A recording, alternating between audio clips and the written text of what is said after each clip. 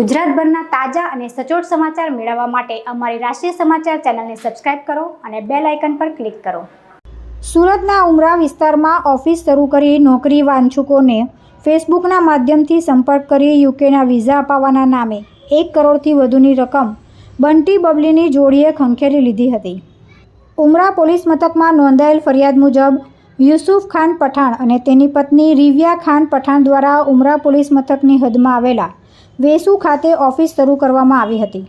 ફેસબુકના માધ્યમથી નોકરી વાંછુકોનો સંપર્ક કરી યુકેના વિઝા અપાવવાના નામે પોતાની ઓફિસે બોલાવવામાં આવતા હતા, જ્યાં બાંહેધરી કરાર લખાવી 15 લાખ રૂપિયામાં યુકેના વિઝા અપાવવાની લાલચ આપવામાં આવતી હતી, જેનું એડવાન્સ પેટે વ્યક્તિ દીઠ 5 લાખ રૂપિયા લેવામાં આવતા હતા। આ રીતે બંટી બબલીની જોડીએ કુલ 21 જેટલા નોકરી વાંછુકો પાસેથી 1.5 કરોડ રૂપિયા જેટલી રકમ પડાવી લેવામાં આવી હતી। કરોડો રૂપિયાની રકમ પડાવી લીધા બાદ નોકરી યુકેના વિઝા અપાવવાના નામે બંટી બબલીની જોડીએ છેતરપિંડી આચરી હતી। ગઈ તારીખ 18/9/2023ના રોજ ઉમરા પોસ્ટે છેતરપિંડી અંગેનો ગુનો દાખલ થયેલો, જેમાં યુકેના વિઝા આપવાના બહાને ક્લાયન્ટો પાસેથી ક્લાયન્ટ દીઠ 5 લાખ ઉઘરાઈ કુલ 21 ક્લાયન્ટોના 1 કરોડ 5 લાખ લેખે મેળવી આરોપી યુસુફ ખાન પઠાણ તથા તેના પત્ની રિવિયાના બંનેએ પોતાની ઓફિસ ખોલી અને લેખિત કરારો બાંહેધરી કરારો કરી આપી 1 કરોડ 5 લાખ મેળવી લઈ છેતરપિંડી આચરી વિદેશ ભાગી ગયેલ, જે યુસુફ ખાન દિલ્હી આવતા એલઓસી અન્વયે પકડાઈ ગયેલ અને દિલ્હી એરપોર્ટથી ઇકોસેલની ટીમે પકડી અને કોર્ટમાં રજૂ કરેલ છે અને હાલ 3 દિવસના રિમાન્ડ પર છે। તપાસ ચાલુ છે। ખાસ કરીને કેવા લોકોને ટાર્ગેટ કરતો હતો? એણે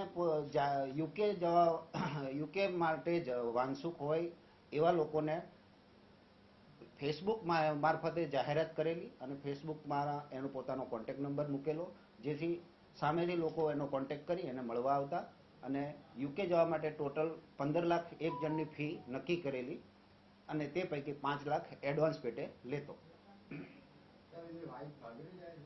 હા, હાલ જે એમના વાઇફનું પકડવાના બાકી છે।